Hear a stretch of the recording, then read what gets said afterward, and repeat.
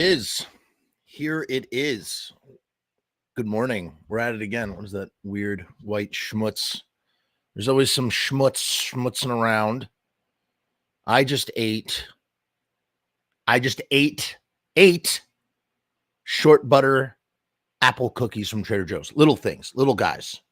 It just goes to show that I can't keep cookies in the house, because the moment that we have cookies, the moment I decide I'm going to dunk one cookie in my coffee, all bets are off. And that is intrinsically the problem with everything.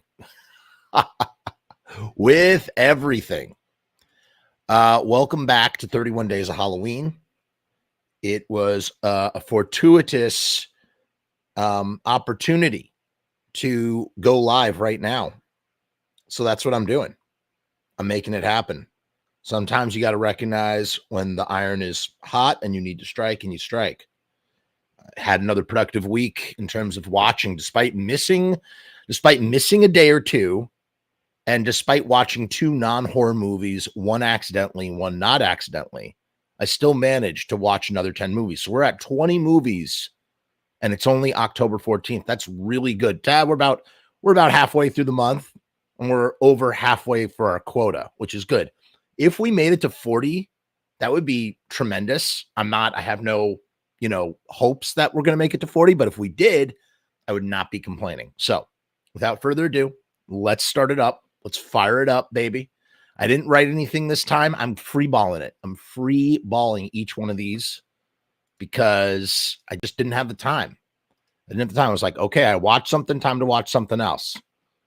Okay, so Lake Michigan Monster, directed by Ryland Brickson Cole Twos. And apparently, and I didn't realize this is the same dude who just did 100 Beavers or whatever, which has been, everybody's been talking about 100 Beavers. It makes so much sense. While I'm watching this, somebody mentioned that that's the 100. Oh, Bob Rose mentioned that's the guy who did the Beaver movie. And I'm going, duh, that makes so much sense, because I'd seen the trailer. And, the style, I'd say Ryland's style in general, he's very influenced by Guy Madden, who is just such a wonderful, creative, incredibly visually theatrical, almost like, and not because this is in black and white, although I don't think, are all Guy Madden's movies in black and white? I know he's done some black and white stuff. But that there is like a silent film quality to the movies. And it's my understanding that 100 Beavers is silent, but we're not here to talk about 100 Beavers. We're here to talk about Lake Michigan Monster, which I remember played at Genre Blast, and I missed it. I missed the screening. That was my first Genre Blast in 2018. The plot: an eccentric sea captain assembles a motley ship crew in a revenge mission to slay the sea monster lurking in Lake Michigan that killed his father. I believe Ryland and his team, they're out of Wisconsin. They're on the other side of Lake Michigan. Wait, that's wrong. I don't think Lake Michigan. Wait, no, Lake Michigan is Detroit. And I should know this. I lived in Chicago. My God, my geography is off. In any case, this movie was made for like $7,000. And, that used to be such like a fetish, right? Oh, this movie was only made for this much money. Like, what does it look like? And I think that partially for me as a micro budget filmmaker making his third, technically fourth micro budget film, if you want to count what's about to come out on the channel, Kuyashi Gonzo, Blood Visions and Couch Magic, always be plugging. That's coming soon to the channel, feature-length film.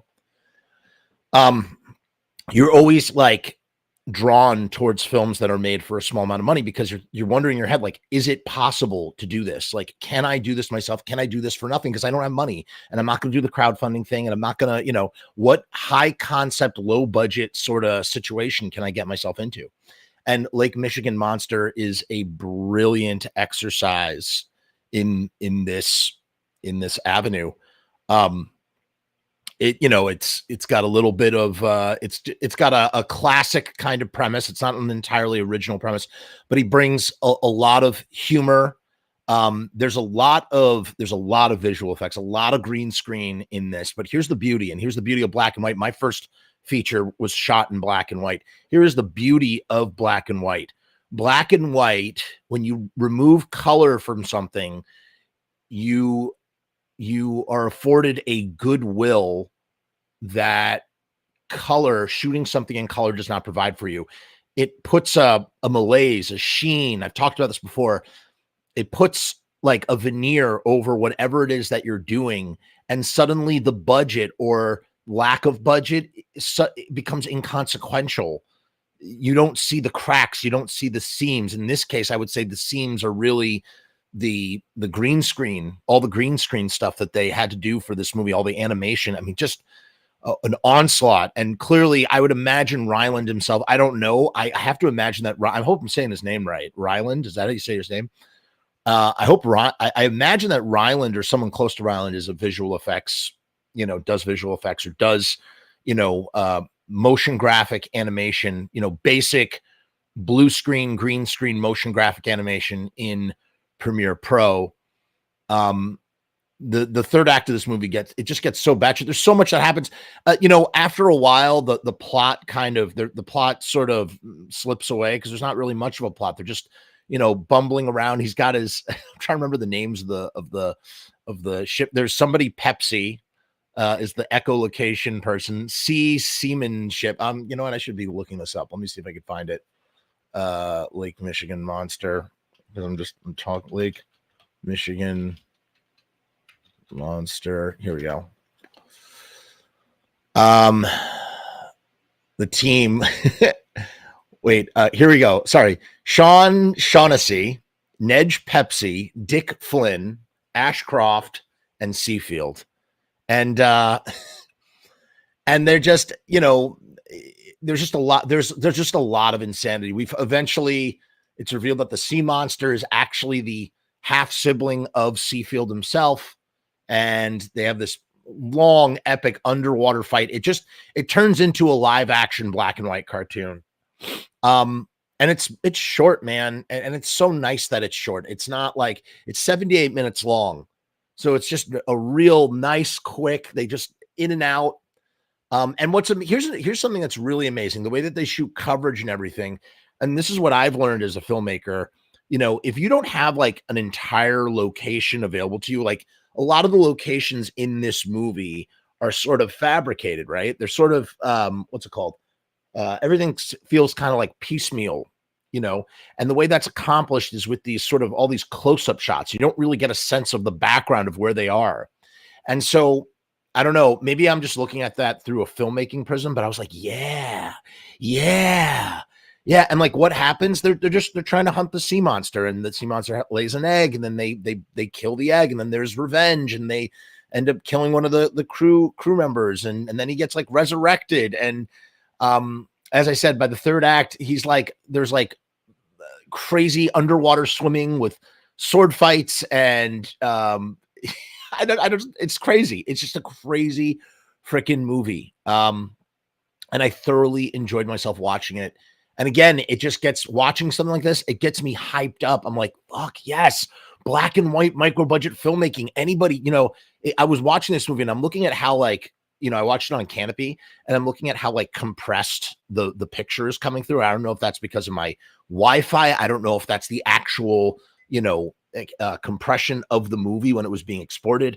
There's a million, I don't know what they shot this thing on. There's a million different ways. And you could tell they threw on some film grain. They did exactly what I did on my first film. And eventually this got distribution with Arrow Video. I mean, it really had legs, and it led to this 100 Beavers movie. And I can't wait to watch that in November. I'm going to watch that. And, whatever this guy does next, I mean, he's like going to be a friggin', here's the thing.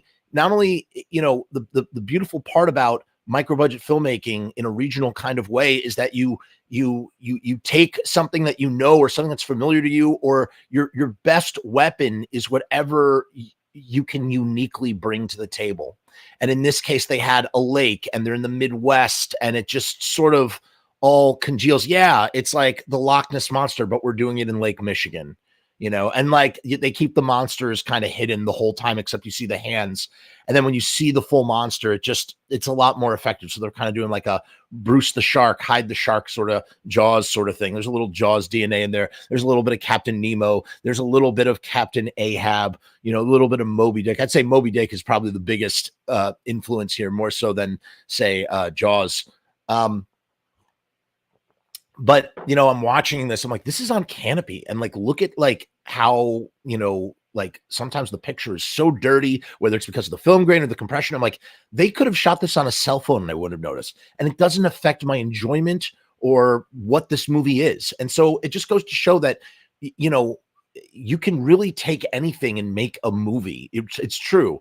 I always hyper fluctuate between this idea, this notion of like, oh, you can make a movie with anything. And oh, yeah, they make a movie with anything, but look at all the accoutrement that they have attached to this, rig. They have all these lenses. They have an iPhone. Like Danny Boyle just shot the new 28 Years Later movie on an iPhone 15, but he had like, people are all like bent out of shape because he has whatchamacallit. He has he has like a whole rig to go around this iPhone 15, which is basically, and I understand why he shot it on an iPhone, because he shot the first 28 Days Later was shot on a mini DV camera. And at the time, you look at that mini DV camera and you're like, kind of like, oh, this is weird. This is so like lo-fi. And obviously there were a lot of filmmakers who had a lot of, piss and vigor and hope when they saw that lo-fi look in 28 Days Later. But the amazing thing about it is, 22 years removed, that movie has such an interesting aesthetic. Mini DV went from being like amateur hour to being an actual like aesthetic, like artful aesthetic choice, that because we don't see it anymore, because Mini DV has gone out of style. So the idea that he's trying to do something like that, he's trying to chase the dragon, if it were, with the iPhone, is very interesting to me. And I don't know what they shot 100 Beavers with, and I really would like to know what they shot Lake Michigan Monster with. But I don't know. It's a real testament to that sort of thing, whatever you want to call it. So, point being, I highly recommend this movie. It's great, really, really, really fun. Okay, moving on. So that was Lake Michigan Monster, and I gave it 4 out of 5 stars and a heart reaction. Okay, we are on to VHS Beyond, baby. Oh shit, what did I just do? McDonald's. What is this nonsense? Oh no, it was okay. VHS Beyond. This is the 6th or 7th. This is the 6th or 7th VHS movie that they've done now. And it's weird. So there's the original trilogy, right? The first 3 VHS movies. And then I guess it got picked up or licensed or something by somebody else.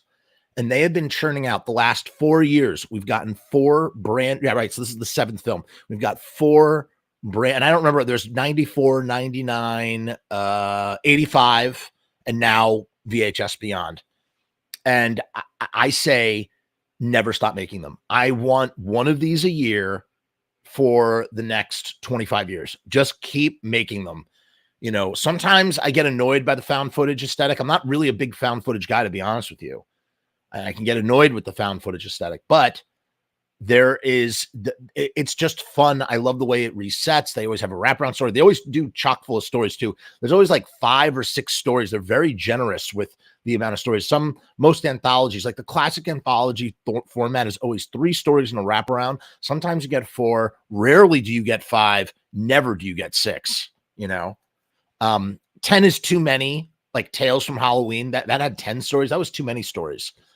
I think the sweet spot is 5 stories in a wraparound, maybe 4 stories in a wraparound.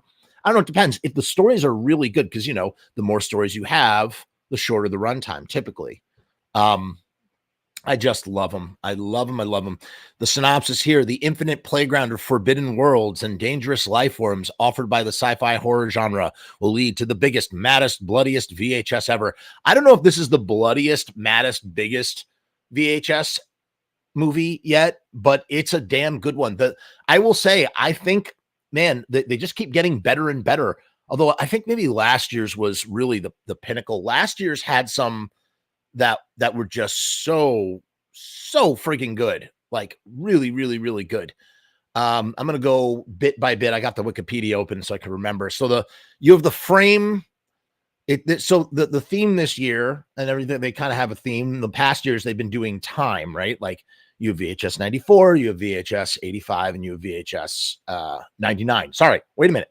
99, 94, 85. Right. Yeah. Am I missing one? I feel like I'm missing one. There was another year in there. What am I missing? I don't know. Let's not think about it at the moment. This was definitely the weakest wraparound for me. Sorry. I just was not into the wraparound at all. It just, I don't know. It was it was like a talking head alien encounter. The theme here was aliens, but this is the weird thing. I thought every single, when I saw the thing VHS Beyond, I'm like, oh, it's going to be all aliens. And that kind of might have been boring if it had all been aliens. So I'm glad it wasn't. But that's the weird thing. They like kind of like the inconsistency of it. Some of them were aliens, some of them were not.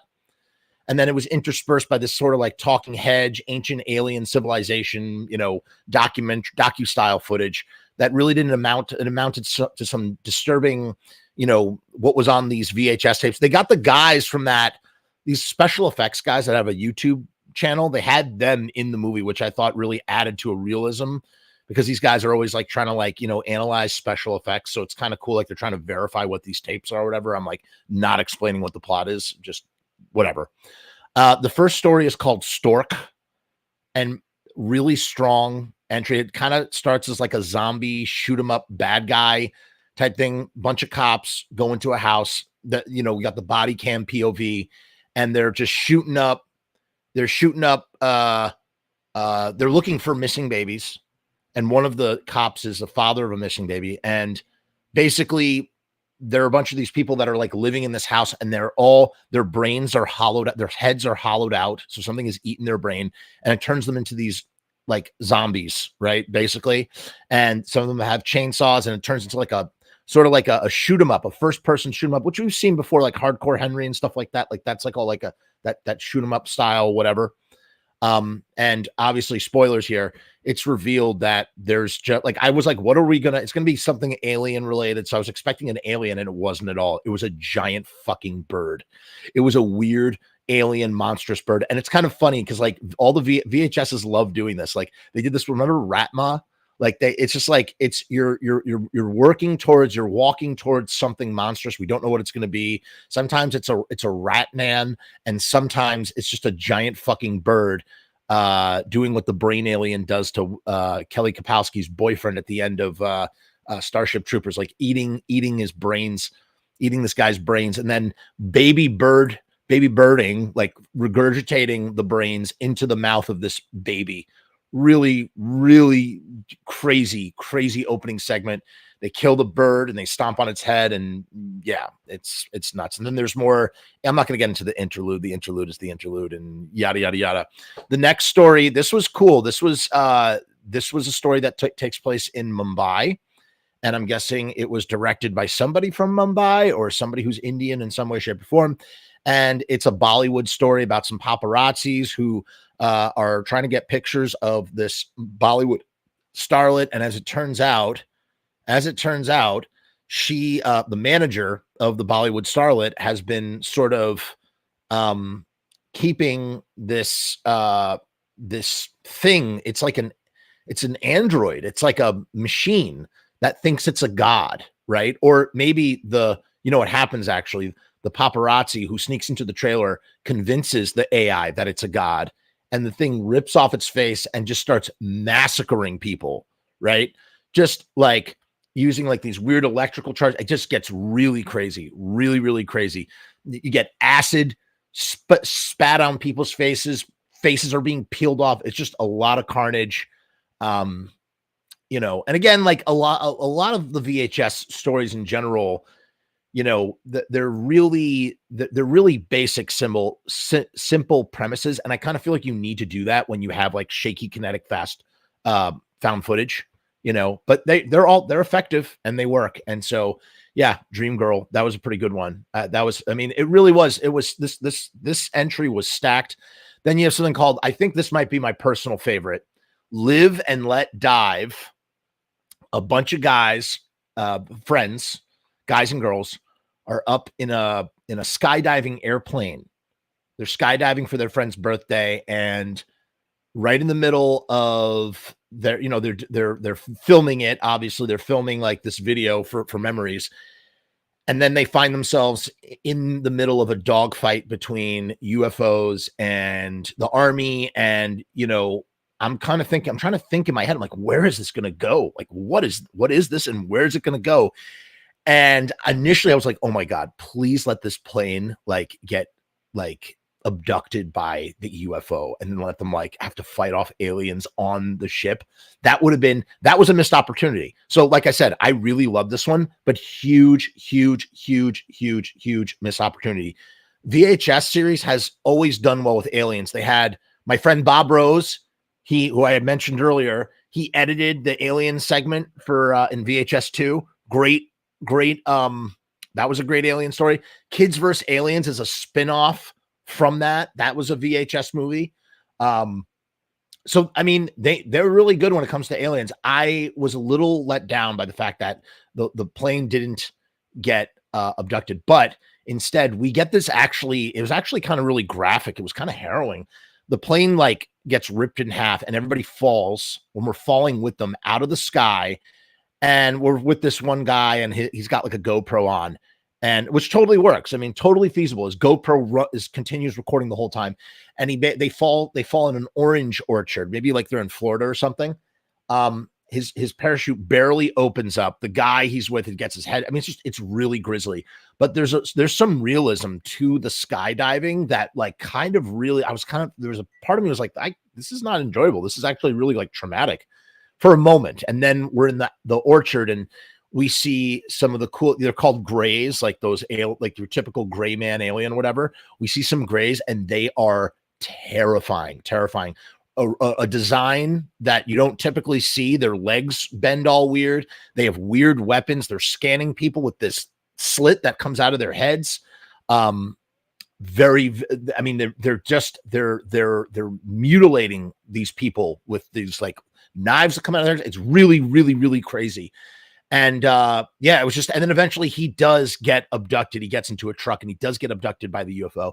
So it's good. That's good. I'm glad that they did follow through with that. I didn't need the orange orchard. I would have thought it would have been so much more interesting, or a complete, I mean, that could have been its own spin-off movie. And it would have been so interesting had the entire plane full of people suddenly find themselves on a UFO. And then like, it's a lot of talking, people turn on each other. Then eventually they have to go out into the ship. Maybe they like take over the ship. Maybe they crash land. I don't know. There's like a million ways you can go with it. In any case, it was a really good segment. Absolutely the highlight of the movie. Then we get Fur Babies, which is directed by Justin Long, the actor who does a lot of horror stuff. So it's kind of cool to see him behind the camera now. I mean, the guy's been doing genre stuff forever. So I'm all out. He was great in Tusk too. It's about there's a group, an animal rights activist group that is investigating a doggy daycare center run by this woman named Becky, who is just a crazy taxidermist and turns people into dog monsters. And it's really good. You don't know where it's going. It's really grisly, really, really grisly, really fun. I was like laughing out loud at the hilarity of it all. And just really, really fun. So utterly tongue in cheek. Their friends go miss. They're doing an investigative thing. They have investigative hidden cameras. They get in. Becky abducts them, turns them into dog. They're getting ready to turn them into dog people. Their friends, the friends in the activist group come. It really, to be honest, it almost felt like it almost could have been like a Tales from the Crypt episode, to be honest with you. And they do have that Tales from the Crypt taxidermy episode. I feel like there's not enough horror done with taxidermy. I had an idea. I had an idea that I wanted to do with taxidermy, and I realized that like in this day and age, there's some insensitivity around body deformity, not body deformity, wrong word. There's some sensitivity around some body stuff that I think would would make it really like not okay to make. Like as much as I would want to make it, it would be exploitative in a way. And after having some conversations with people, I just ultimately realized like it's not. It's a great story on paper, and I don't know. Maybe I could turn it into a comic book or something. It's not something you could really shoot though. God, I would love to make that movie though. I would really like to make that movie. I digress. Then you have Stowaway. Oh, so I guess there was one, two, three, four. Oh no, there were five. All right. Stowaway is the last story. It's another alien abduction. So there's three alien related stories and four if you count the stork, the weird bird alien, which I guess is kind of like an alien. This one was written by Mike Flanagan, who everybody is like obsessed with right now and basically has become the new disciple of Stephen King, right? And it's like, this girl, she's out in the Mojave Desert. We're getting like we're reviewing her tape, and we see in between, like she's taping over one of her birthday parties. And I don't know what the significance. I guess it's the idea of like a simpler time when things weren't so fucked up, and now here she is investigating UFOs. She finds her way onto she learns that something has been abducting animals, and she's really smart with math, and she does some light year math and figures out that whoever it is coming from the Andromeda galaxy, and it's a 28-year journey to get there. And talks about relativity, which is crazy, and that's cool, and like real trippy sort of math. She ends up on the ship, and she ends up like there's this nanotechnology that heals her, and because of the turbulence on the ship, she keeps getting injured, and every time she gets injured, the nanomachines heal her, but they kind of like borrow DNA from all the animals that are on the ship. So she's like mutating with every time she bumps her head, she's like mutates, kind of, I guess would be the best way to describe it. Really trippy concept. A lot of creativity in these VHS movies. And I bet you there's like a book, right? There's like a book with just a 1,000 ideas. They should have me. They should hire me. I could give you a million good fucking ideas for VHS movies. A million. So that's that. I gave this 4 out of 5 stars because, like I said, I love this stuff, man. I really do. It's freaking great. Lots and lots of fun. You can't go wrong. You can't go wrong. Up next,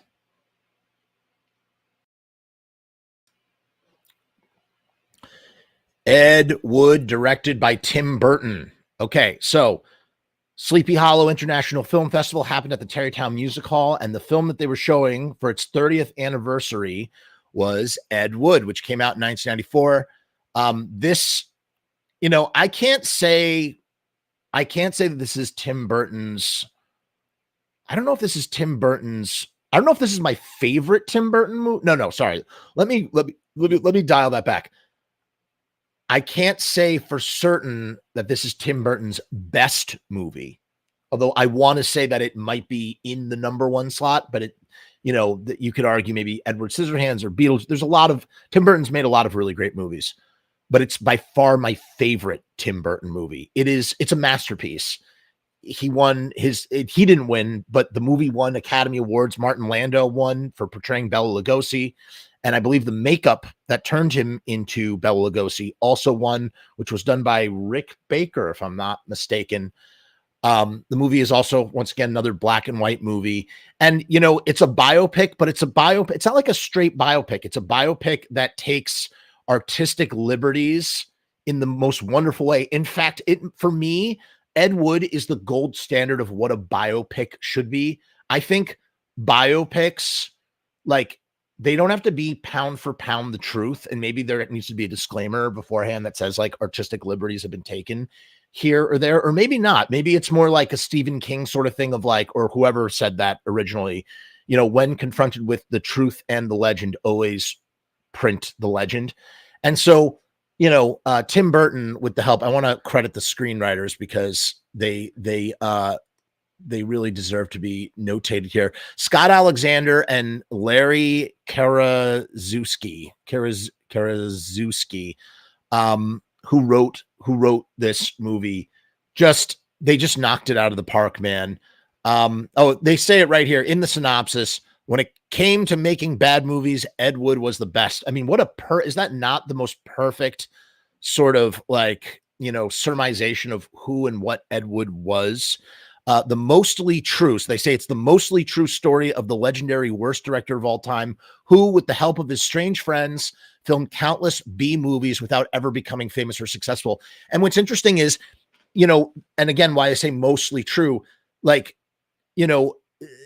Tim Burton, when Tim Burton is at his best, I think is when he's doing completely original things, like when you think about Edward Scissorhands, and obviously Edward Scissorhands is borrowing from other places. Like it's Frankenstein and Pinocchio. Like there's a lot going into Edward Scissorhands. And the same can be said for Beetlejuice, or maybe it can't, because Beetlejuice as a concept it's a ghost story. It's an exorcist story. And every one of these stories is always the misfit fish out of water. Everybody else is normal. And what we're doing, we're outliers who are weirdos, freaks, and misfits who are just, doing our own thing. And typically we're misunderstood, but we're not evil, but we're treated like monsters. And that's true for Edward Scissorhands. That's true for Beetlejuice, for Alec Baldwin, Gina Davis, the ghosts. And that's true for Ed Wood and his motley band of filmmaking fiends, but it's the idea that for Ed Wood, which I guess maybe you could kind of really call a fictional story based on a real person, and it's such an original film. I can't think, there are very few.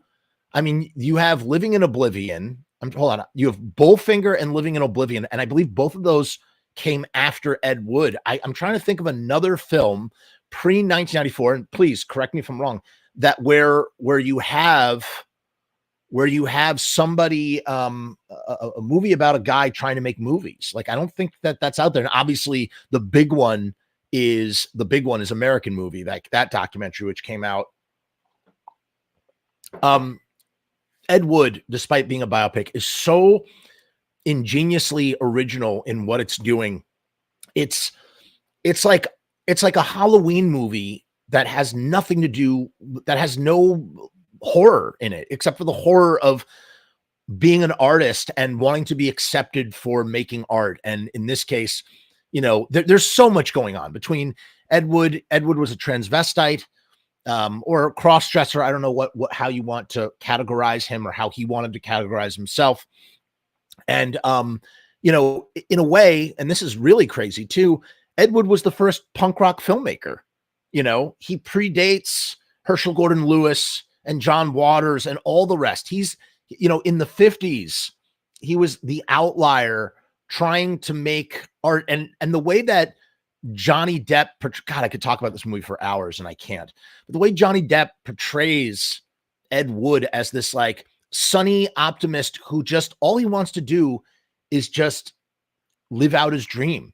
And along the way, he finds a chosen family of filmmaking brethren. It's beautiful. And obviously this movie is also a reflection of Tim Burton's real life relationship with Vincent Price, also gets injected into the story in the way that Ed Wood was enamored with Bela Lugosi and worked with Bela Lugosi at the end of his life.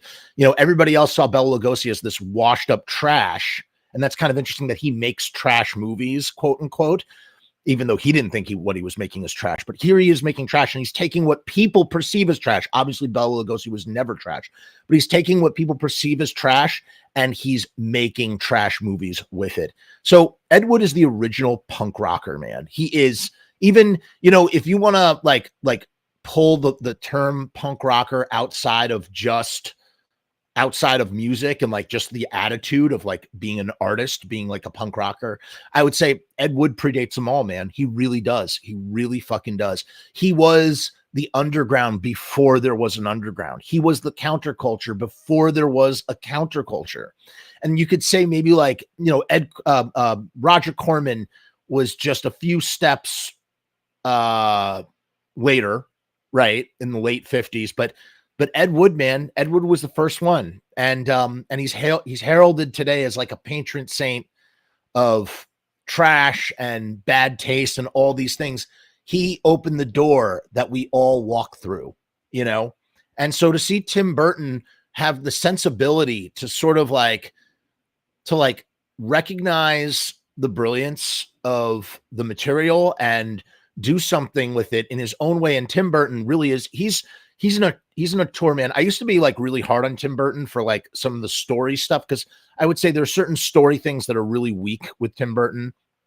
You know, you look at like, or he's also committed some atrocities like Planet of the Apes is Planet of the Apes is something else, man. And not too many people dig those Alice in Wonderland or the Dark Shadows or the his track record starts to get a little patchy. But Tim Burton in the 80s into the 90s Tim Burton, uncorruptible, like untouchable, just firing on all cylinders, just pure artistic genius in every sense of the word. And it was before he really got into, it's before he got really into CGI, but he was doing things that needed CGI before CGI was really practical, which led to a lot of really interesting, creative movie making. Like, for instance, you may not realize this, but in Batman, like the original Batman, there's a shot there's the first shot of Batman is actually animated. There's an animated shot of Batman looking down below the city and then turning around and walking away. That cape is animated, dude.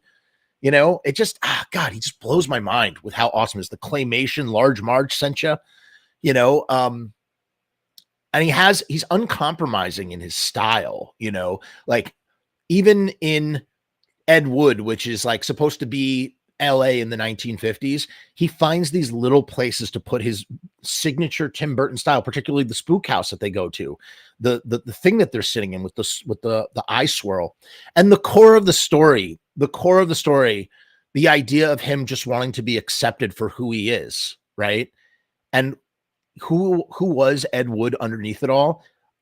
I think Ed Wood was the toothless guy wearing what's it called? Angora, wearing an Angora sweater and doing a belly dance for all of his friends in a refrigerated meat house. You know what I mean? Like, that was Ed Wood. And you know what was beautiful about Ed Wood and beautiful about that, at least in the story? Ed Wood knew who he was, and he was comfortable with who he was. There was the people around him that maybe didn't accept him for who he was, but he knew who he was and he was comfortable with it. And his filmmaking friends were, and that's all that mattered. So there's a lot to be taken from this movie. Like, there's so much, and then the whole thing with Bela Lugosi, man, and like the tragic, sort of end of his life, and the idea that he could find someone like Ed Wood who just saw what nobody else saw about Bela Lugosi at that time, who was living in Boris Karloff's shadow. The script is so just perfect in the way that it insinuates, someone brings up Boris Karloff and he has this whole thing about like, how he was supposed to play Frankenstein, and, it's just showing the vulnerability and the fragility of Bela Lugosi outside of just being like an old washed up movie star who is now a morphine addict. You know what I mean? As well as the vulnerability of like wanting to get help. He wanted to get help, and Ed he said, when are we going to make another movie? And Ed recognizing like doing what he had to do for his friend by going out and shooting this crappy little footage, which would be the beginning of Plan 9 from Outer Space, right? Bela Lugosi's final film was Plan 9 from Outer Space, right outside of his house, and just like admiring some roses, because that's all he had. He had just this little bit of film, and then he builds this whole movie around it, and everybody will remember Ed Wood for Plan 9. I mean, just everything comes from Ed Wood, man. All of it. It really does. I mean, even like what the Misfits are, like the sensibilities of the Misfits, it all stems back to Plan 9. You know, I mean, Ed Wood, Glenn Danzig literally named his new label Plan 9 after that, right? So I don't know, man. I really do. It may not be. I think it's his best movie. It's definitely my favorite. And if you've never seen Ed Wood, if you feel like if you're like flirting with wanting to be a filmmaker or wanting to be an artist, you need to watch Ed Wood. It's imperative. And you know, on a lot of different levels. And again, the movie is not just a filmmaking movie. As I said, like it works on so many different levels. All right. I can't, I'm aimlessly just praising Ed Wood when there's, I'm not very focused in what I need to say, but you get the gist. Ed Wood, phenomenal masterpiece, obviously 5 stars. Like can't be denied. Can't be denied.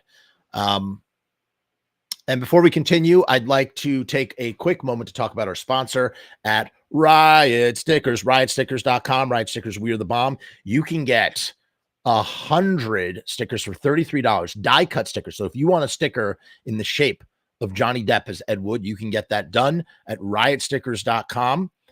You go to riotstickers.com/Frumess. That's Frumess. Link is down in the description. Do not hesitate. If you want 200 stickers, you can get that for $66. And if you want 300 stickers, you can get that for $99. Just go to riotstickers.com/Frumess. Free shipping, by the way. Free shipping on those stickers. You can't beat it. You can't lose. Here's the theme song, and we will be right back with more 31 Days of Halloween. We make stickers, banners, and buttons too. Posters and promo cards. There's nothing we can't print for you. From stage backdrops to bass drum heads. We can print on shirts. We can print on hats.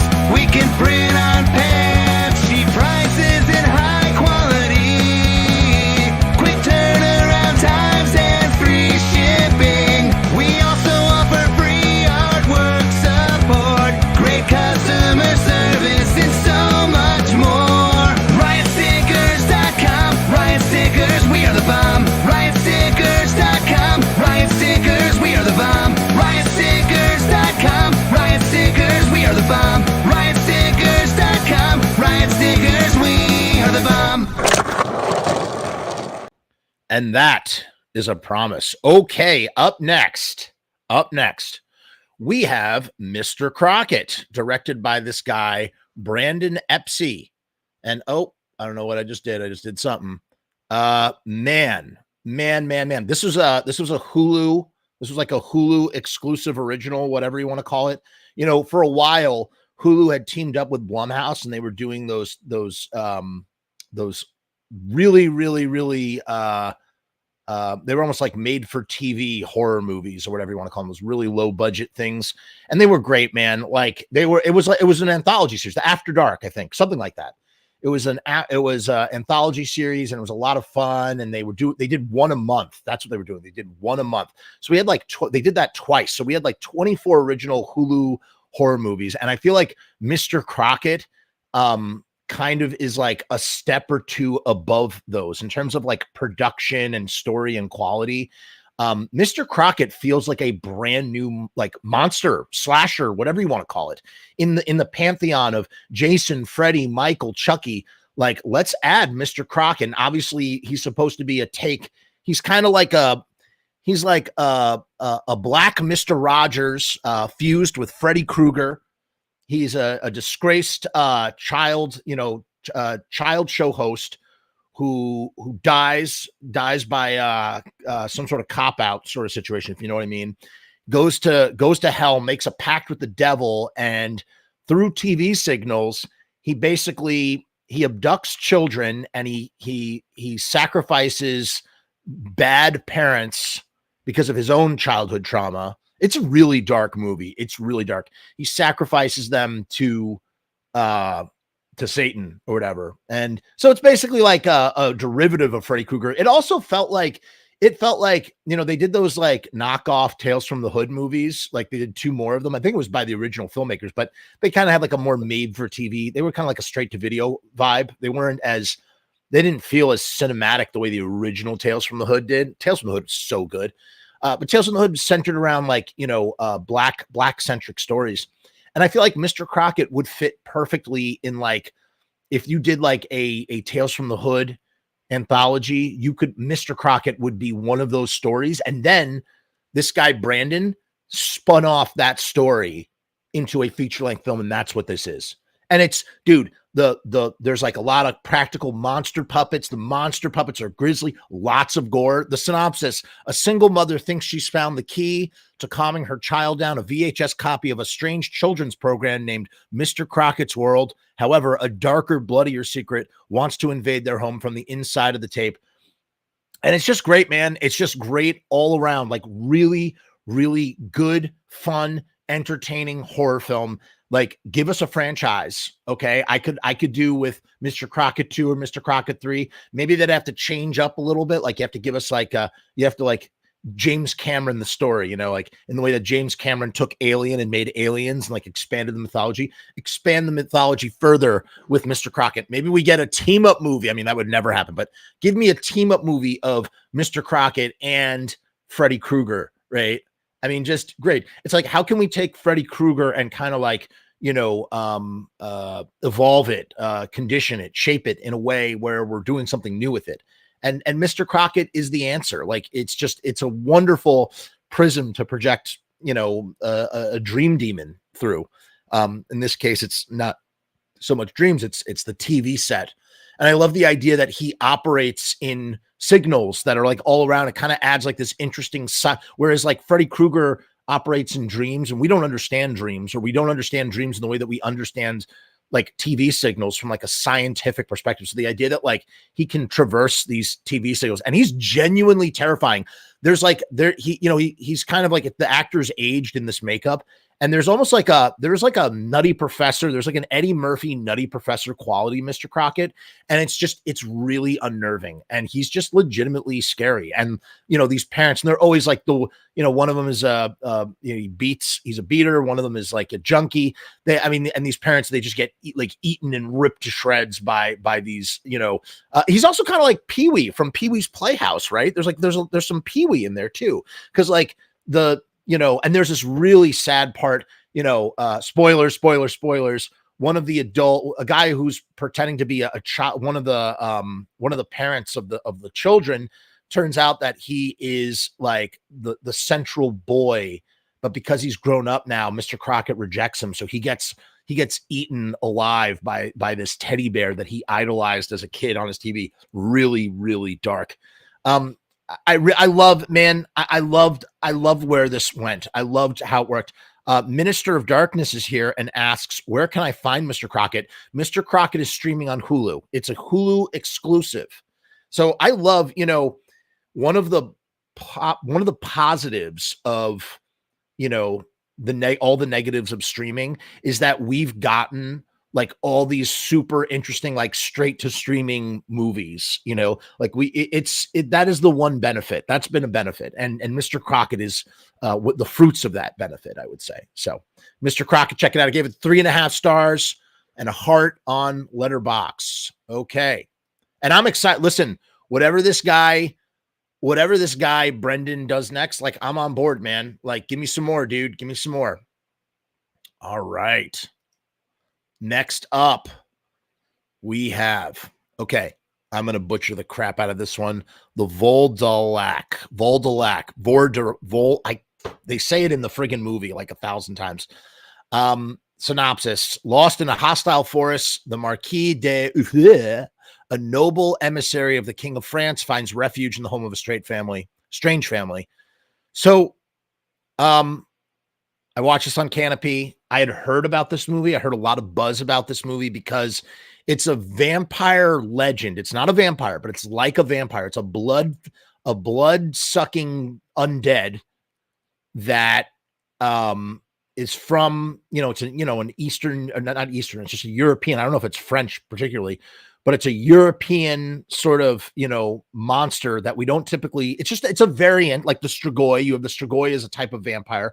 It's a variant of the vampire myth, basically, except that in this case, the undead doesn't feed on just random strangers, but prefers to feed on close relations. So whole families are, decimated by a loved one coming back as this creature, the Voldelac. Fuck, I can't say that word. And they get eaten one by one by one. And what makes this movie really interesting is that it's the monster itself is a puppet. And it's like a humanoid puppet, but it's really effective. You could see it right there in the poster a little bit. It's really effective. It's really unnerving. It's a stylized choice that I really appreciated. In the same way we watched Onyx the Fortuitous, and like when they get their souls sucked out, they turn into these like drippy green zombie type creatures. And that was really effective because it like there's a realness to them. It doesn't feel like a fake CGI nothing, but there's something otherworldly about the way they move because they're not real. They're not actually animated. They're puppets. And case in point with this vampiric creature, and this dude watches, they're fighting the Turks. The family is fighting the Turks. The Turks have occupied this part of France. And the father goes off to war, and he says, if I'm not back in 6 days, I've become one of these creatures, these Voldelacs or whatever, and you shouldn't let me get near you. And he comes back, and he comes back as this, like, you don't know if he was a skeleton beforehand or if he was always like this, very skeletal. And he just knocks off his family one by one. There's like this thing, they like chew on the shroud of their death shroud. It's like that's also really unnerving.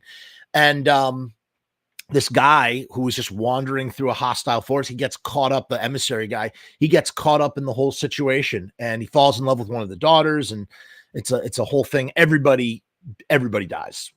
Everybody dies. The pacing, it's very good. It's very good. I liked it. I enjoyed it, but the pacing was a little slow.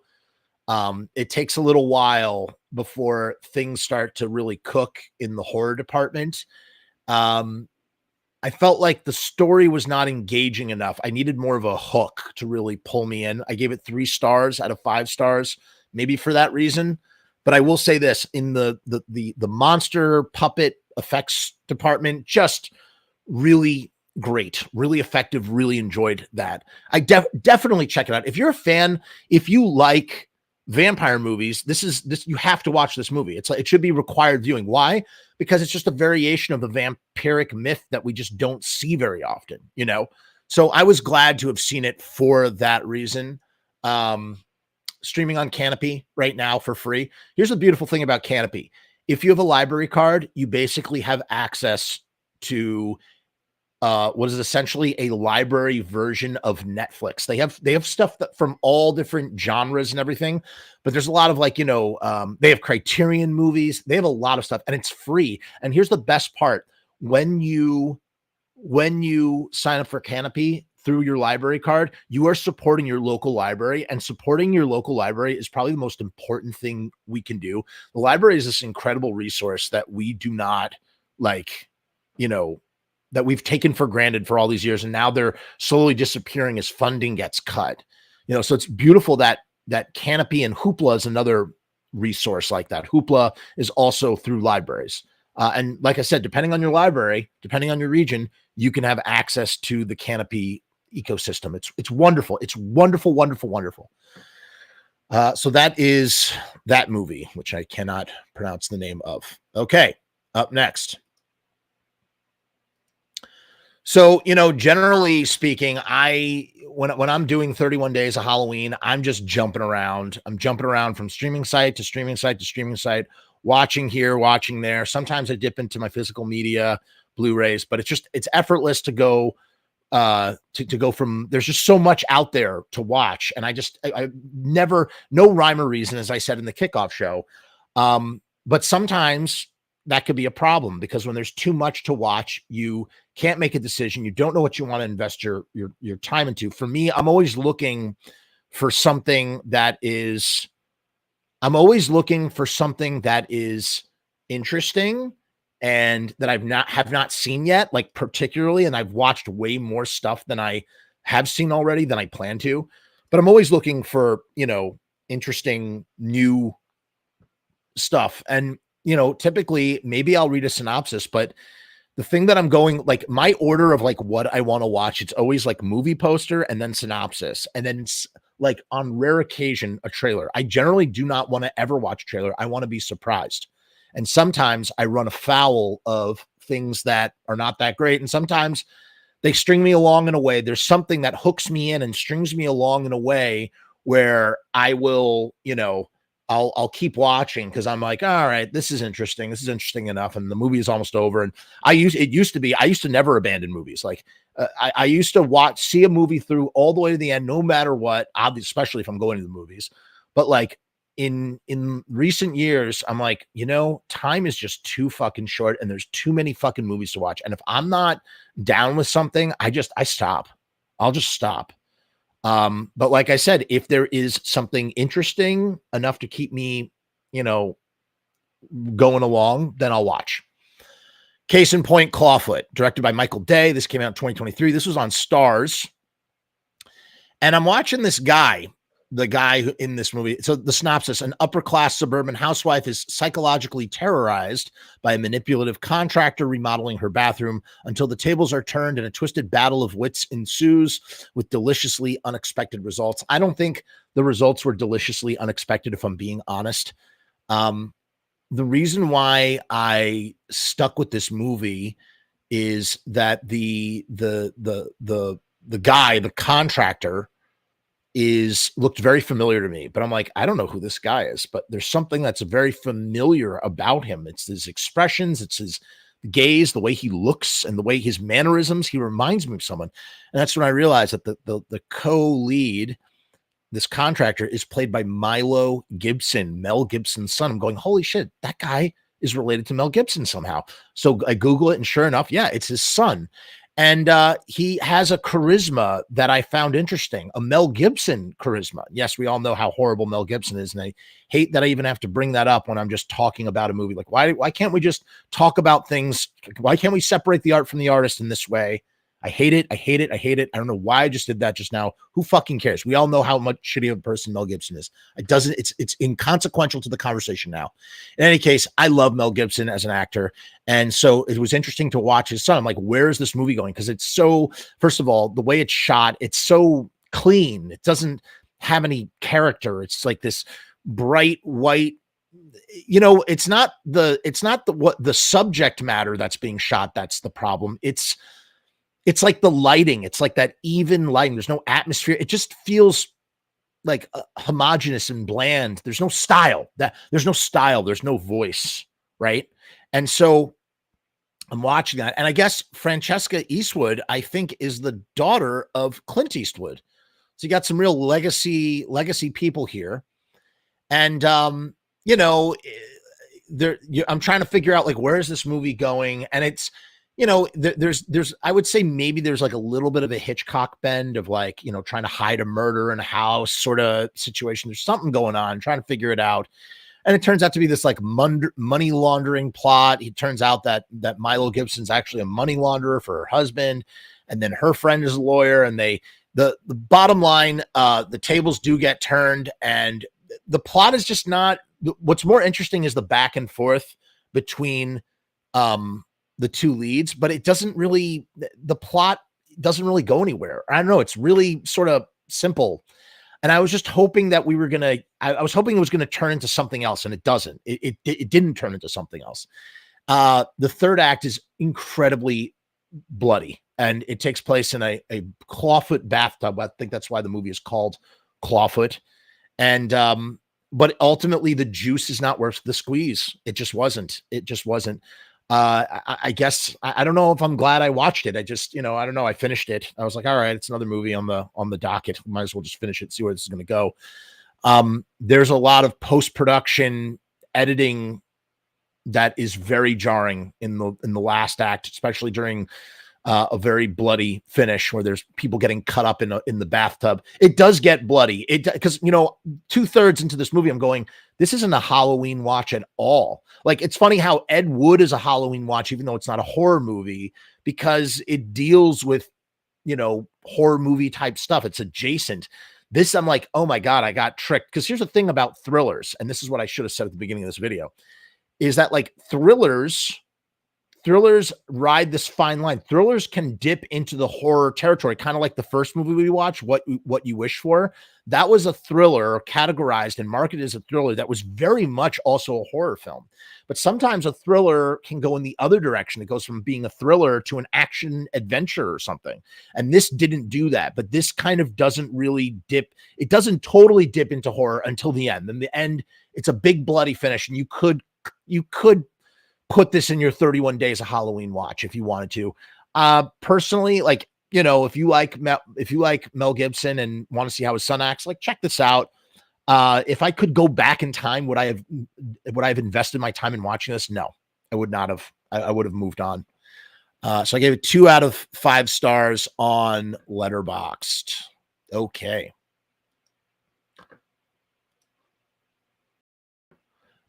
Cursed, directed by Wes Craven, written by Kevin Williamson.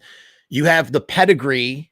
You have the pedigree of the Scream franchise, right? The first Scream movie. Everybody who was involved in the making of Scream that made Scream great behind the camera was involved with Cursed. Okay.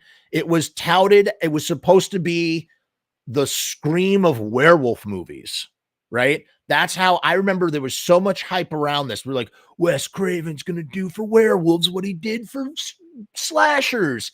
And, you know, Wes Craven in each decade sort of, I don't know if reinvented is the word, but he made a damning impact in some way, shape, or form in 3 decades, right?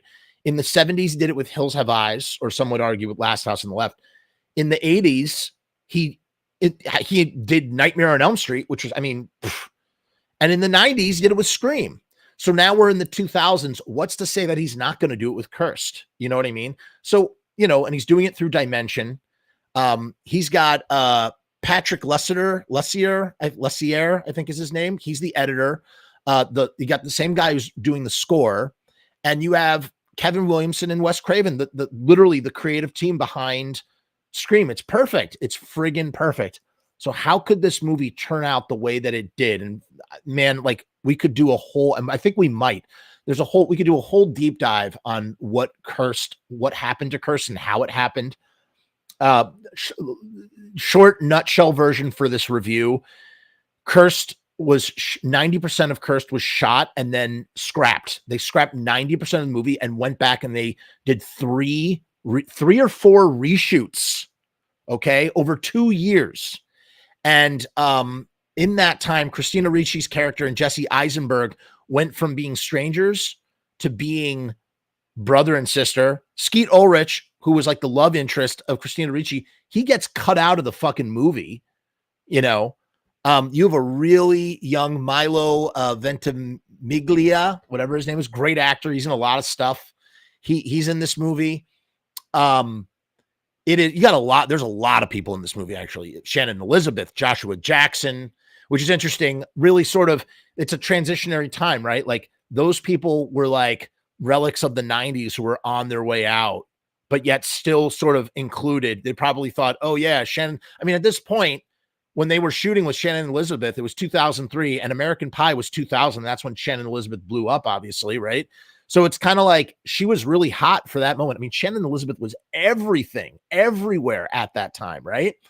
So the idea of folding her in, and the movie eventually did come out in 2005, and they cut it to shreds. They cut the thing to shreds. Went from being a rated R movie to PG-13. Rick Baker, who did the, American Werewolf in London makeup, all of his practical stuff was cut, and they used a CGI werewolf, and it looks terrible.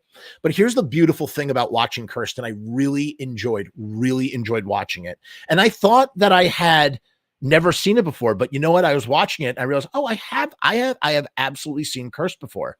I have seen it before. I think I caught it on TV at some point in time. I had such a crush on Christina Ricci at this time. She's so beautiful. Let me look at her. I mean, just, I don't know, something about her, but you'll notice, look at her eyebrows. This was such a thing in the early 2000s when girls plucked their eyebrows until they were these thin lines. And it was really, I mean, looking at it now in 2 decades removed, it's like really like unnerving and just kind of, I don't know, I don't want to say the word gross, but yeah, kind of gross. But at the time, this was like the rage. This was the rage. And it was like an aesthetically like appealing choice, and her hair is all weird. And you know what's interesting? You can see Jesse Eisenberg's hair. This was Jesse Eisenberg. He was just coming up, right? He's just starting to make a name for himself, make a splash. And obviously, I think he really started to come out of the woodwork with like things like Zombieland, right? And what else did he do? Eventually, go on to play Lex Luthor, and he was in The Social Network, right? I think The Social Network was his big breakout movie. But you see his hair change in the worst kinds of ways. Like you can tell when they shot certain things based on Jesse Eisenberg's hair. And like I said, Christina, she looks beautiful, beautiful, beautiful in this movie, apart from her weird sort of eyebrows. Look at the poster. The poster is even also supposed to be kind of a takeoff of the Scream poster a little bit. And obviously the movie was destroyed. It wasn't Wes Craven's fault. He did the best that he could with what they had. Michael Rosenbaum was in it. He was from Smallville, right? And he's also in The Divide. I think is he in The Divide? I think he is in The Divide. I'm going to check that right now. Pretty sure he's also in The Divide. Could be wrong. He's in Guardians of the Galaxy movies. He's an Urban Legend. I mean, yeah, he was like one of those 90s. It's so weird when you look at like, you know, you have the Brat Pack in the 80s, and then you had like different versions of the Brat Pack in like the 90s. And then you had the Frat Pack in the 2000s. It's kind of interesting to see how they all sort of shifted and whatnot. Aaron says, hey. Minister of Darkness says, Cursed is a mess, but it's fun. Can't believe it's 20 years old. That's what really freaked me out. I'm like, oh my God, this movie is 20 years old. Like, I'm dying right now. I'm literally dying of old age. But yeah, Amy's here. Amy says Cursed is a fun movie. Yeah, it is fun. There is a Craven cut, apparently. There is a Craven cut of Cursed that incorporates that 90% of that footage. So here's what we need released immediately. We need the Schumacher cut of Batman Forever released. Give us that, and give us the Craven Cursed cut. As a movie overall, I mean, it's really goofy. There's a lot of goofy stuff in Cursed in what they reshot. It gets like really cartoonish in the same way that the Scream movies started to devolve. Like by the third Scream movie, which I love and I've defended endlessly on here, the third Scream movie gets very cartoonish, very goofy. There's some slapstick in there that's really goofy, and that sort of carries over into Cursed, which is not very far removed from Scream 3, right? And you know, it is a fun movie, man. It's a whodunit. It's a whodunit like Scream. They're doing like, who is the werewolf? Who's the one that cursed them in the first place? You know, there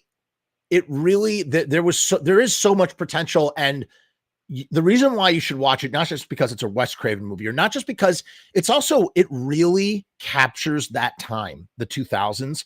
Like, I really felt a very comforting sense of nostalgia while watching it. I will say the gay bashing stuff is so, like, first of all, it's so cringe in 2024 to watch this mainstream movie like have all this gay bashing. It did not age well. Obviously, it didn't age in the 80s. It most certainly didn't age in the 90s. And in the 2000s, it's like, and that's when it was at its, like, I think it was at its peak, I think, before the decline in the 2010s. I can't believe how fashionable this was and how accepted it was. And the idea, the sort of interesting, like, kernel that Milo's character, who's making fun of Jesse Eisenberg for being gay. He's not gay, but he's making fun of him for being gay and using it as this pejorative. It turns out that he himself is gay. And so I guess that's, for what it's worth. I don't know if that makes it better even. I don't know if that's a good thing either, but it's very dated, very, very dated. And so that's kind of interesting to sort of look at. And that's why, like, sometimes movies are like time capsules. You know, you not only are you watching them, but you're unlocking like a vibe, and you're remembering it. You're going, whoa, yeah, dude, that was a vibe, you know, that was a time, like a time. And here's the other thing. Here's the weird thing about it. The way that they're dressed, primarily, like the way that they're dressed in the movie, it's almost kind of not timeless, but there are certain moments where you kind of feel like you could be watching a movie that happened 5 years ago or 3 years ago. You know what I mean? Unlike the 80s or the 90s where like things, I mean, even in the 90s, like there's a lot of like wardrobes, 90s wardrobe, not all 90s wardrobe stuff. It's funny. My friend Jack, who just said this on Instagram, he's like, in the 90s, weird was mainstream. And that's so true. And so you get a lot of weird sort of fashion choices in the 90s. But like, I feel like really for the last 20 to 25 years, like obviously fashion has changed, but some of fashion has not changed. Some of the fashion has not changed. And it almost feels like interchangeable in terms of like decade and year and time. And, I don't know. It's interesting to me. Amy says, I like how Jesse used his werewolf strength to out wrestle his bully. Yes. And what's interesting, Amy, what I was saying before, that's one of those scenes that they reshot. That's one of those scenes that they totally reshot that. And his hair is different. So I don't know. But yeah, I mean, everybody should go watch Cursed. I gave it 3 out of 5 stars because, like I said, I love Wes Craven. I love the Scream movies.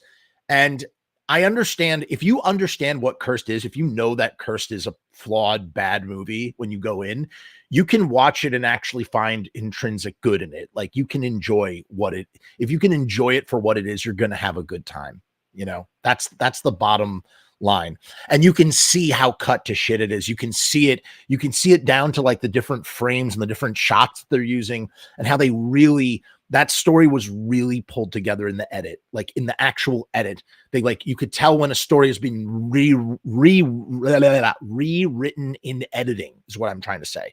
Like there's some stuff that's rewritten during production. There's some stuff that's rewritten during the script form, but you can tell when like they shot something to be one way, but then they edited it in another way. So that way it changed the story. And you can see that in a variety of places, particularly because now they're brother and sister, when in reality, they were not brother and sister in the original version. So that's Cursed for you.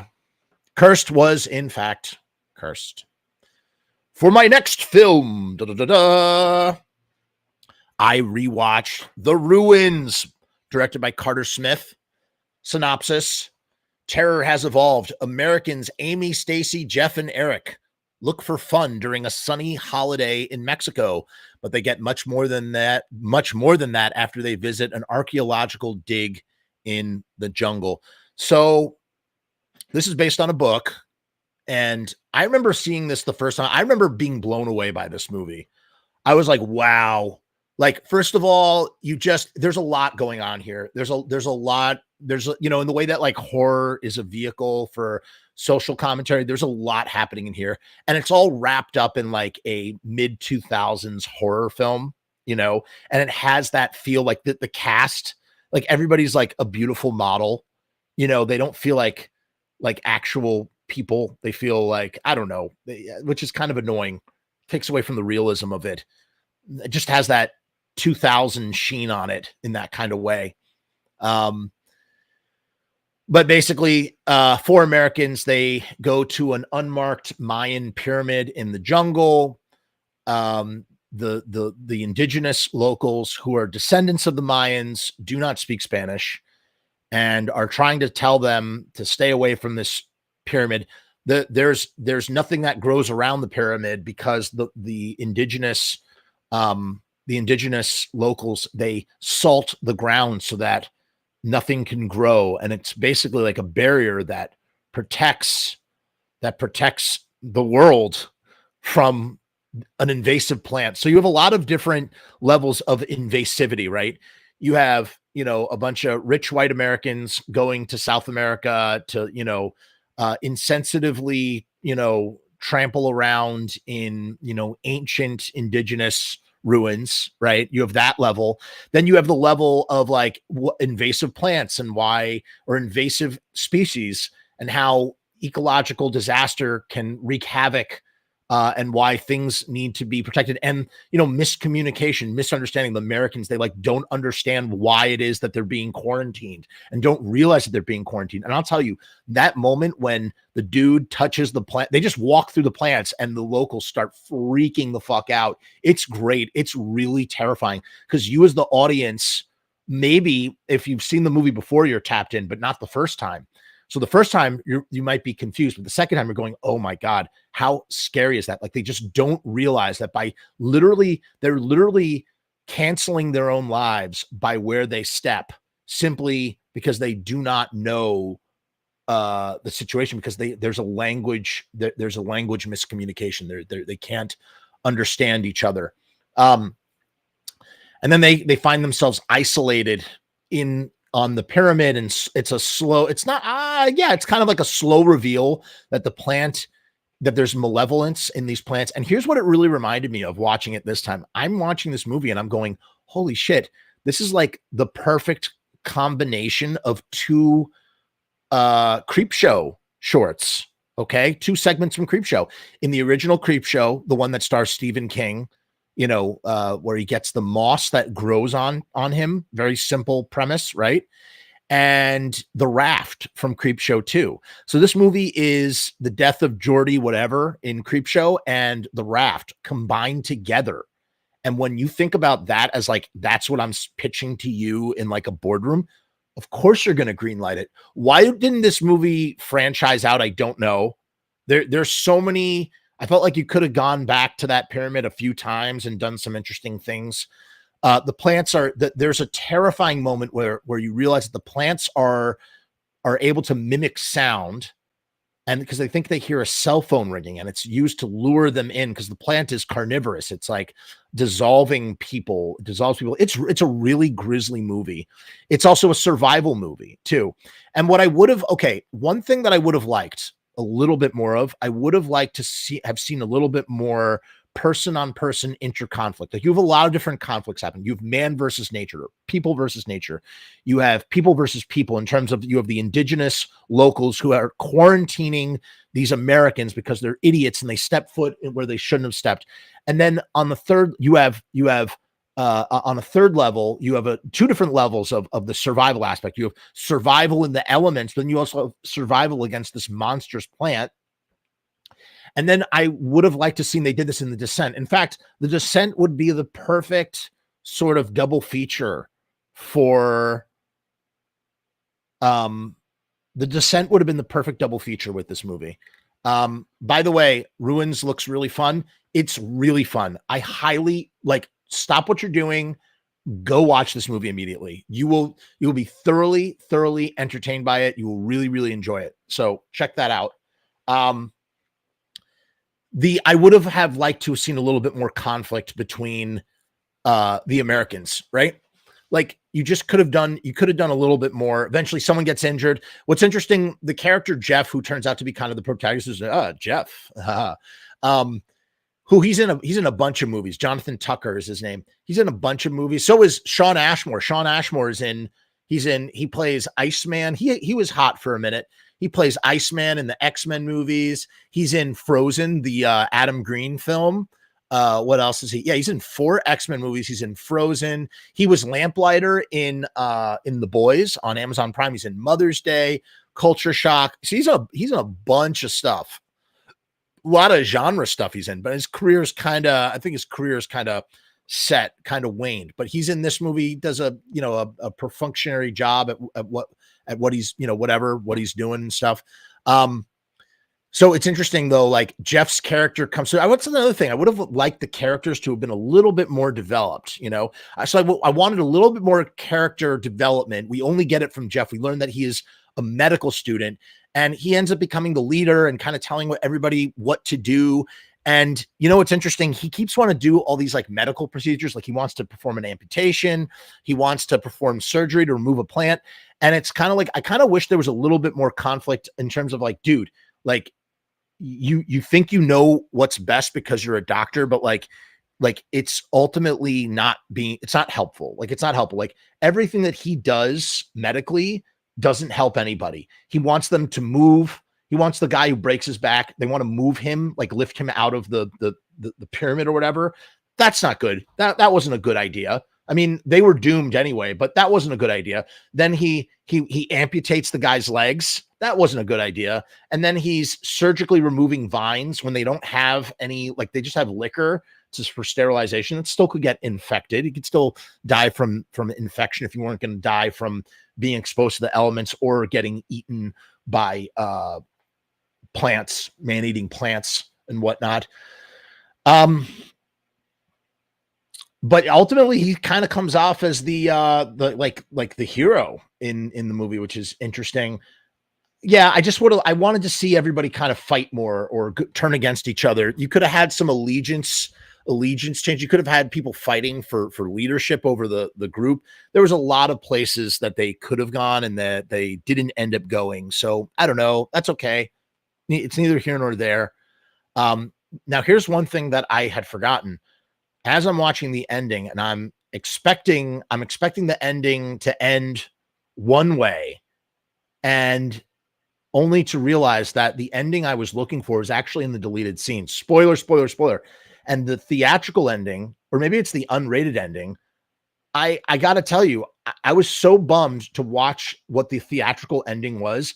The girl, one of the girls, she just gets away. Amy gets away, right? Like she gets away, and that's the end of the movie. And I'm like, dude, you're infected with a fucking man-eating plant, or you've been here's the thing that's interesting about the idea of touching. The moment somebody touches these plants, they're doomed. And that's how the indigenous Mayan locals treat. I don't know if it's right to call them Mayans. They're descendants of the Mayans.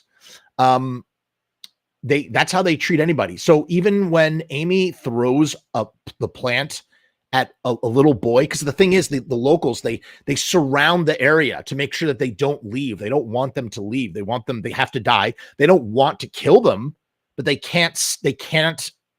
basically can't leave. They have to make sure that this plant doesn't get off that Mayan pyramid, and Jeff even notes, he's like, even the birds and the animals know not to go near here for that reason, where was I going with that?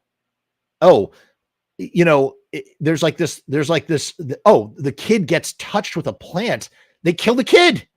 That just to show, I mean, it's dark, but it's like, what's so great about that is that they're establishing how infectious and how dangerous the plant is. So for her to escape at the end and get away in a Jeep and not tell us what happens to her later on is bullshit. And they did that because the ending tested poorly in America or whatever. They shot a bunch of alternate endings. Alternate endings in horror movies were so fucking hot in the 2000s. Everybody loved doing it. It was the rage. And so when I watched the DVD at the time when I had rented this movie, one of the alternate endings, which was chef's kiss, which is how I remembered it ending, is that Amy gets away and then it cuts to America and it's a cemetery, and we hear the plant that we see the plant is growing out of a grave of Amy. So Amy dies. She's born in 86. So she's roughly my age. I'm born in 85. She's 20 years old when she dies. The movie happens in 2000. It's 2006, but the movie came out in 2008. And the grave digger gets attacked by the plant. I'm like, oh my God, that's the ending. And then the plant obviously takes over America, that's the ending. Like that, what an ending, So it's like, we see her get away and then you smash cut. She's dead. She didn't survive. So they were always doomed. You know what I mean? I think the indigenous Mayan locals, they knew that, which is why they took such precautions. Like they're treated as an antagonistic threat, but the reality is they're like, you're a fucking idiot for stepping here, and now we have to quarantine you to save the world. They're tasked with this responsibility. And yeah, Amy says Ruins is a good vacation horror, just like The Descent. It really is. So it's the perfect double feature: The Descent and Ruins. Watch them back to back. The Descent by Neil Marshall is a masterpiece of the 2000s, masterpiece horror film. And it got a lesser sequel Sam Turvo says the movie sounds good, unrelated, but The Ruins is also the name of an amazing Japanese avant-garde genre blending rock band, similar to Naked City and Mr. Bungle. Okay, I am going to check out The Ruins. Minister of Darkness concurs and says the band is awesome. I will check that out. He says I love their album on John Zorn's record label Symphonica from 1998. All right. Thank you for the recommendation. I will definitely look into it. We're almost through here. We got two more. What's up next? Bum, bum, bum, bum. We have X, the man with the X-ray eyes from 1963, directed by Roger Corman. Suddenly, he could see through clothes, flesh, and walls. A doctor uses special eye drops to give him X-ray vision, but the new power has disastrous consequences. I've seen that. So this is crazy. I guess I've seen this movie before. And I completely forgot that I had seen it.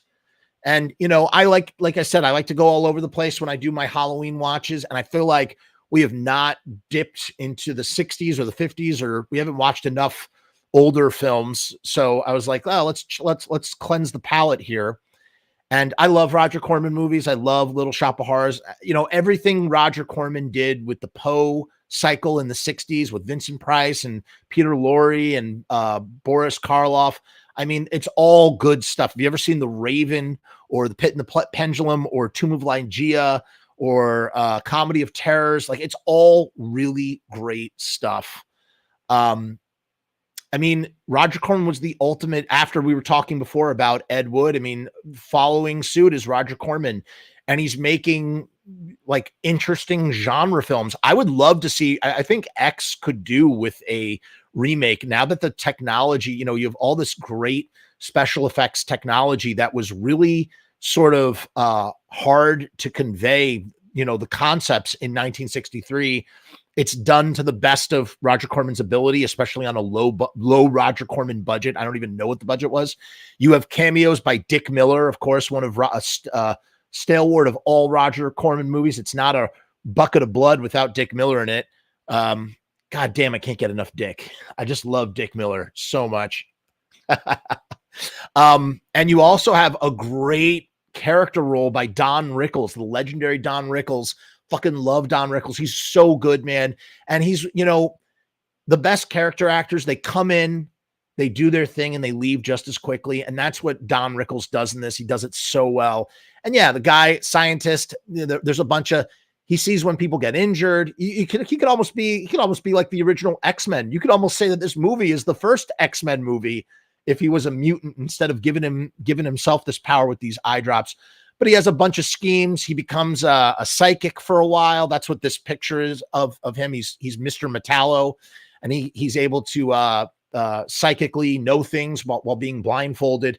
Then then he starts diagnosing people's medical problems and stuff. Don Rickles helps him do that. He accidentally kills his partner, who flies out a window, and he's kind of on the run for a while. Eventually he makes his way to like one of those scientific. Exactly. We all love Dick. There's a restaurant in Seattle. There's like a place. It's like a burger place called Dick's. And my friend, I've never been there. I've never been to Seattle, but it's just an inside joke with just, he just always tells me about how a bag of dicks just hits so perfectly.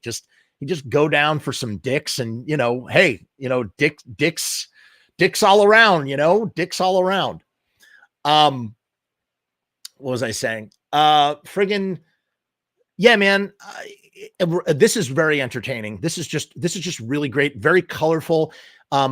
Again, another reason, in the same way that I liked watching Cursed, I like watching these old movies because they really capture the time period. And it's just really fun to sort of like see what life was, sort of a semblance of what life was like in the 60s. Like there's this one scene in particular where they're at like a party, and the way everybody's dancing like this, like in place, but they're dancing like this. And the gag is that he can see everybody naked because he has X-ray eyes. And it's just really interesting. It's like, wow, like, man, that's what a party was. You go to a party, you'd find a partner and you'd cut a rug right in someone's living room, just dancing. And you see that in a lot of movies. Like that's what they convey parties were. And that's probably because on some level, that's what, like, in a suburban neighborhood, like that's what you did in America and like at a party or whatever. So like, I don't know. So yeah, that's a go Google that scene on YouTube if you don't feel like watching the movie. I watched this on Canopy. I mean, you should watch any Roger Corman movie, especially if Roger Corman directed it particularly and not just produce it. Like if Roger Corman directed it, and he stepped away from directing in the 70s and moved more into producing and stuff, and sort of, and obviously a lot of greatness came out of Roger Corman producing as well. But Roger Corman directed movies in like the 60s and the 70s they're fucking so good, man. They're so good. You can never go wrong. You really can't. And Mask of the Red Death, that's another really good one. And so yeah, and by the end, his X-ray vision, he literally can see through. So, and there's the thing about X-ray vision is that, you see through your eyelids. How do you sleep? And I was thinking in my head, I'm like, well, you would sleep by simply turning off the lights, and being in the darkness is like closing your eyes. So even if you can see through, just because you can see through something, you still need light to be able to see, right? So like, that's the way our eyeballs work. So even if you could see through your eyelids, if you turn off the light in a room, then fundamentally, assuming it's not daylight outside, I guess that would change things. Like if it's nighttime, you still could sleep, right? But it presents an interesting sort of hook of like the madness. It's the same kind of madness that the Invisible Man kind of experiences, like the madness of like being of not being able to turn your brain off in some way, shape, or form, or being a certain way all the time, whether it's literally being transparent and invisible to like not being able to turn the power off. And the idea of maybe like he can't sleep because his eyes are always looking at something, even when his eyelids are closed. I mean, that has to be excruciating. By the end, he can like see through everything. Like he sees through the solar system, and he sees like a giant floating eye. And then there's like some stupid Bible quote where he's like, if what your eye sees offends thee, then pluck out your eyes. So the very last like shot is he rips his own eyes out, and it's done in a very sort of 60s like optical frame sort of way. And it, but it's great. It's great. And this is something that is just absolutely due for a remake. Like give me a remake of X, the Man with No Eyes. Not to like overwrite the original, but just because like we're due for one. I'm ready. Okay, so we're at movie 20. That's right. So I've watched 20 friggin' movies in 14 days. Actually, I watched 22 because 2 of the movies I watched did not count. I didn't mean for that to happen. It just did. So I've actually watched 22 movies this October. And the next one in my Halloween watch, movie number 20, is Rabid Grannies. Rabid Grannies. That's right. A Trauma staple, man. Synopsis. They just love their grandchildren. Well done. A large family gathers in the countryside for their 2 grannies' birthday. It's too bad one of the gifts happens to be from their devil-worshipping nephew, and upon opening it, the 2 lovable grannies turn into rabid flesh-eating monsters. Really simple premise. Everybody, insufferable, like mean-spirited family members that are all like, there's nothing redeeming about any of them. They all deserve to be torn apart by demon-possessed grannies. The special effects in this movie were always like just fantastic. It's a low budget film. I don't know where it was shot. It was shot somewhere in Europe, and it was overdubbed. It was overdubbed. You could tell that they're speaking English, but that whatever their accents were, it required things to be overdubbed. And the plot, I mean, man, I haven't seen Rabid Grannies in decades. It was a staple of my teenage years. I have it on DVD over there. Again, like there's certain images that are just seared in my brain of particularly the grandma here that's on my right. No, my left, my right, whatever. The one that I'm highlighting with my mouse right here. Oh my God, do I remember her? And the other one, she had the long fingernail. And man, people just get, the whole family gets sliced and diced, and eventually they destroyed the box, and the the grannies go back to normal, but somebody else gets possessed at the very end as they're driving off. And there's really not too much to say about it other than it's just super gory, super fun, a staple of the Trauma catalog forever. I feel like it's kind of escaped the licensing of Trauma, and now it's kind of made its way. Like it got a re-release, I think, with Vinegar Syndrome. Interesting side story. My Nana, who's in some of my films, if you watch Romeo's Distress, she plays which you can watch for free, by the way, on my channel. If you want to see a Halloween-esque movie or a horror adjacent film for Halloween and you want to support me, go watch Romeo's Distress right now and see my rabid granny acting in it. And the reason why I bring that up is because one day I was food shopping. It was around Halloween time with my Nana at Trader Joe's. This was about 10 years ago, actually. This was about 10 years ago. And, she was so goofy and we would always do I mean, why am I telling you about it? Why don't I just actually show you, since I can literally show you what I am referring to? And I was just like, can you just say Happy Halloween in a really sort of, goofy, sort of silly way? She was a ham. My Nana was a ham and she loved to be a ham. That was just what she did. And, so I had her do this thing, and then I edited it in a way where I basically kind of made it like I basically made it into a way. Sorry, what am I trying to say? I basically made this video into a goofy parody trailer for Rabid Grannies 2. I called it Rabid Grannies 2: The Revengeful, and I'm going to play it for you right now. Ready? Here it is. Rabid Grannies 2. It's like 14 seconds. Hold on, you'll see. You'll see in a second. Let me make this large screen. Okay, ready? Here it is. Okay, share screen. Everybody can see that. Let me lower this so it doesn't. All right, ready? Here we go. Oh shit! Probably needs sound on. Let me do that again. Sorry. Ready?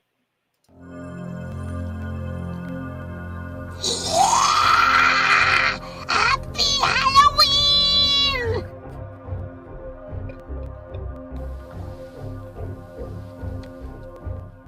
That's it. That's literally it. I'm playing again. Happy Halloween!